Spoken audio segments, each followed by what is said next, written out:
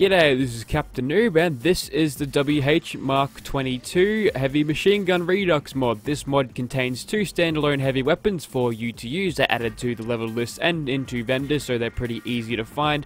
And they fire 5mm rounds as well as 308s and 50 cal. So this is the MK19. This is the little brother to the big old MK22. We'll get into these attachments first. And first of all, we've got the 5mm receivers, but you can bump that up to 308s, which is actually kind of good, and we'll get that to a powerful rapid auto receiver there for the best damage output there. Now for the barrels, you can have a water cooled barrel, which makes it look kind of like a Lewis gun, which is kind of neat. You also got a long one of those, and you've got the ported barrels, which are like the regular barrels, except they've got little holes in them for cooling, I guess. I'm not sure what these are for. I guess I don't have the gun nut perk, but we'll go for the long ported barrel there for the best range out of this thing. Now you can bump up the magazine size from 100 to 200, and we'll definitely do that. Keep in mind that does require sort of a gun nut, no, not gun nut, heavy gunner, the big gun specialization. Now for the sights, we've got the choice between a gunner sight and some Gatling laser reflex sights there, which is kind of nice. We'll put on the dot for that one because, yes, the one we get from the Gatling laser normally. And for the muzzle bits, you can have a bayonet compensator, muzzle brake, or everything at once. And you know what, we'll do that because I want a little knife on the front to poke people with when shooting them just isn't enough. Now, for the ammo you get to fire, you can fire armor piercing, jacketed hollow point, full metal jacket, jacketed soft point, and explosive ones. Heavy, high explosive, I guess that means. And yeah, there's quite a little bit going on here, but I want to go for just the JHP for plus 25% more damage, and that's definitely good. Now you can change the trim of this thing, or basically the colors. You can have rusty, flame trim, desert trim, navy trim, army trim. Don't really need to list them off, you can read them yourselves, but we'll go for a nice army trim, make it a little bit green there. And extras, you can have a little bit of a ballistic shield on there, which doesn't strike me as very useful, but because even when you're in power armor and using this thing, you're holding it down at hip level anyway, so it's probably not going to protect you anything, but it does actually add a little bit of damage resistance there at the cost of some weight of the weapon. That's no problem to your sole survivor. They can carry whatever the weapon's weight is. It's just the carry weight you got to worry about, and of course a legendary effect is always needed. Anyways, moving on to MK22. This can be upgraded to the powerful automatic rapid, and it's basically the same sort of thing as the other one, except it hasn't got the caliber changing thing. So we'll go for the expanded magazine again, and for the sights we'll go for the circle and the Gatling laser reflex, and we'll go for another pokey barrel there. And for this one we'll get some, you know what, we can get some standard ones in there. That seems to be working well. Probably don't need this thing doing plus 25% damage. It probably does enough considering what it's going to fire. We'll put on some navy trim there, make it a little bit blue, and ballistic shield on that because we want to make this thing as heavy as possible. 85 pounds that is. Yeah, this is not going to be easy to carry. So you know what, let's get some power armor. Righto, here we are in Gunner's Plaza, and here is our MK19 heavy machine gun on us there. In first person looks pretty good with that Gatling laser reflex sight, and there we are in third person with it. We've got some T51 power armor on us, and we've got the railroad paint on that, which is going to make this thing look a whole lot stealthy. And to that end, I've gone ahead and chucked on all of the stealth attachments, like the stealth boy modification in the torso, and the chameleon legendary effect on all of the bits. So now we can go super invisible. It's kind of like a sort of a ghost power armor there. You sort of go into a corner and crouch and nobody can see you, and they all leave you alone for a bit. Hopefully, that's in theory. Anyways, we'll go ahead and start shooting people and see what this MK19 machine gun can do. So we'll start lighting them up there, and first thing you can notice about this is its extraordinarily high rate of fire. Though it is spitting out 308s at a rate at which is probably too much for this thing to be doing so little damage, you can absolutely wreck face with this. And also, that is a MK22 turret. This is a MPC, and I do say MPC because it is actually a turret. Also, it spazzes the fuck out when you kill it, which is interesting. It is an MPC in the form of that, and it's still helicoptering through the level, which is very distracting, and I don't think I can kill that guy, even though he might be super suppressed by now. But yeah, turrets are actually marked as NPCs, and it's modified to have a MK22 machine gun on it, so this thing feels right a part of the game as soon as you get it, and it's not like a out-of-place standalone weapon, so there's a little bit of cool detail in that. We'll go ahead and just mow down that guy up close, and finish off this dude here, and we'll knock down this guy there. Mr. Kellogg lookalike gunner, you are now dead. Down you go. So pretty good so far on the Mark 22's part, but it's got a bigger brother called the Mark 22, and I meant the Mark 19 if I misspoke there. But yes, we've got the ballistic shield on this, which in first person it's very distracting, but if you stop moving and use your stealth boy, then you can see through it, which is kind of nice there. And of course, it's got the blast shield that's all the way down there, not really protecting anything vital unless you're a dude. But yeah, we'll go ahead and just crouch here and see if we can just escape detection. We are escaping detection somehow, but with a heavy machine gun that's this loud and everything, we're probably not going to be staying undetected for very long. But as you can tell there, this thing does a whole lot more damage and has a little bit less rate of fire, but it's still got high DPS regardless of that. We'll just go ahead and switch back into first person sneaky mode, and yep, that is a way to get rid of all of the constricting visions of that. Also, should have stayed in bed. No, Gunner, you should have not even joined the Gunners in the first place. Knock you down, and whilst you're down, we'll just go ahead and shoot you.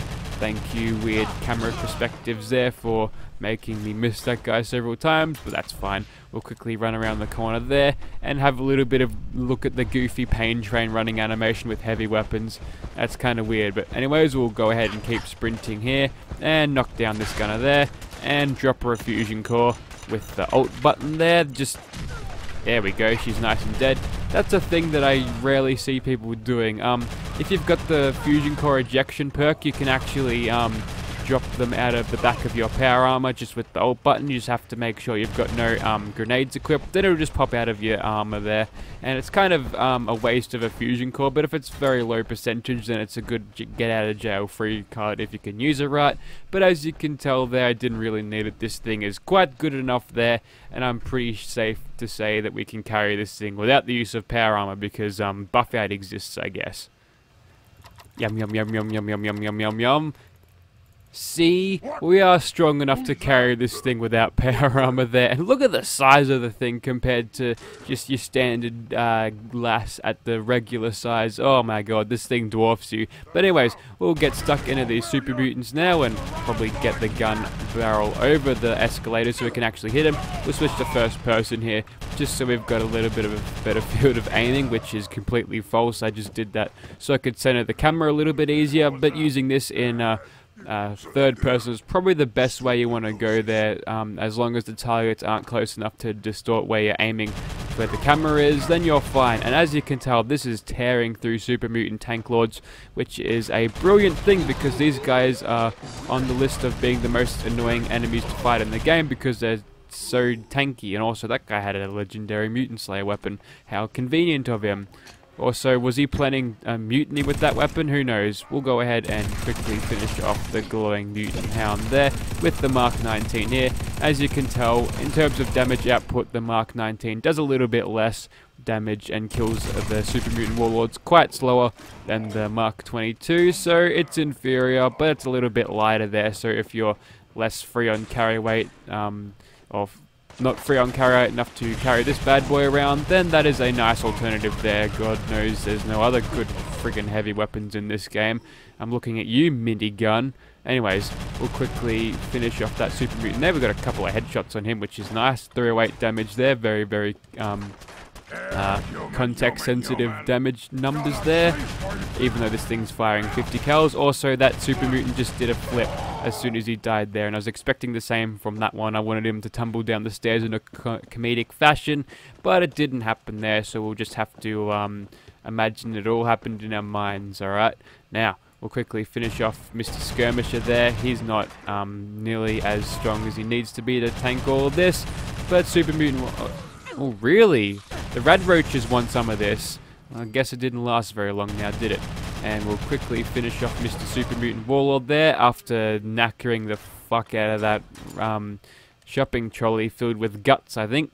So, okay, this place must reek of death, very much so. But there you have it. That was the Mark 22 and 19 heavy machine gun against super mutants there. No disappointments. This thing kicks ass. Okay, back in our power armor now, because I believe all those buff outs was like equivalent to 14 liters of Red Bull, so it's probably not too good for you to consume all of that. We'll get stuck into the giant ass teddy bears and see what this bad boy can do. With all of those sneak attack criticals that I got initially, we're doing a pretty good job so far. There's another bear over there flipping up into space. And now, oh wait, we can actually tank those hits because we're in power armor, nice. But as you can tell there, if we go ahead and fire this thing in third person, we can actually make it fire faster, what I believe there. So we'll quickly get rid of these bears here, who apparently aren't competent enough to climb short hills in order to get me. And I'm out of bullets now, so if we could just move out of the way, that would be good. Stop pinballing me, it's very rude of you to do that. And if I could actually get this bloody thing reloaded, there we go. We can get stuck into these bears now. And also he's floating. He's attempting to levitate. Also, I think he's stuck now. So it's smooth sailing from here, boys. We're just going to keep on shooting him in the head. And hopefully that'll get him there. Getting 153 damage on the head, which is admittedly going to take a while to get there. We can whip out the much lighter, cheaper 308 rounds to finish him off. No, that'll take too long, I think. It's times like these where you really wish you wanted the Furious effect there, so we just kind of stick it into his face a little bit. There, he can't attack us, he's just sitting there tanking it. I wonder what's going through this bear's mind right now. Because there's nothing stopping him physically, or maybe his foot is stuck in there. That's why he can't get out. So that's why he physically can't move, but he's not even going to say, no, I surrender, leave me alone, I'll leave you be. He's going to be like, I'll kill you if I ever get out of here. But he doesn't. We also got 50 of our 50 cal rounds back. That'll be useful for the next fight, I think. Okay, so we're going to take on a giant froggy dude now, and that should be a good fight. But I want to throw my hat into the loring for just a second here. They say that Stealth Boys on power armor is law breaking because it was the Chinese who developed all of the stealth things, whereas America did the power armor thing. But I think that's a little bit bullshit. Obviously, the Americans took the whole stealth thing and made Stealth Boys out of it, which are like little devices that obviously are powered by some sort of battery there. That is why they only last so long. But you know what? The power armor system is hooked onto a fusion core, at least in Fallout 4, and that provides the armor power, right? And they've got the Stealth Boys and all the circuitry and all of that for that. So why not just have all of the programming and circuitry from the Stealth Boy, have it hooked onto the system, the power system of the power armor? That makes total sense to me, to be honest. They could just have like a little Stealth Boy on the side of you or behind you, or maybe they stuff all of the components inside the power armor there so it's nice and protected. So yeah, not entirely law breaking in my perspective, but I don't usually speak about law. Some Fallout players like Fallout 4 for specifically the law, but other players just like to shoot things, and I definitely come under the latter category of that. And also, every time he does an attack, he sort of does this side-to-side thing here, so I'm guessing he's not liking this fight here. But if you could actually path properly, mate, you'd find you'd have an easier job at this. So going into VATS here, this thing is terribly, terribly bad with all of its VATS things, and I've just realized I haven't bashed someone all video with this, so we should probably get on to doing something like that. Also, that was a long crit burst there, which is kind of nice, so I guess that does sort of balance out this thing's poor VATS efficiency, because you get a nice big burst in VATS there, so that makes it pretty good, all things considered. So another 180 there. We'll quickly finish off this dude now and see if we can't kill him, get the killing blow by poking him with the bayonet, which would be extremely hot right now because we've been firing these bullets over it. It's been caught in the muzzle flashes for very, very long there. We'll just get out of his claw range there because he does hit hard, because he's mutated at this point, and we'll get him nice and weak. Couple more hit points to get him with, and poke. Get him with poke. Keep on hitting him. Oh, he died. Fuck. But I think I'll call it a video there. I think you get the idea of these things. Pretty powerful, heavy weapons there, unlike the things in the vanilla game, which is good. A little bit high on the ammo consumption side, but in a way that balances it. So if you'd like to see these things in your game, be sure to check out the description. This should be on PC and Xbox One alike. It's been out for quite a while now, and Skibada does cool Creation Club mods these days too, so there's no reason why you wouldn't want to port his stuff over there. Anyways, so in terms of us killing the froggy dude, Ella will get her vengeance in due time, but for now, I'll call it a video there. So yeah, thank you for watching. I'll see you next time.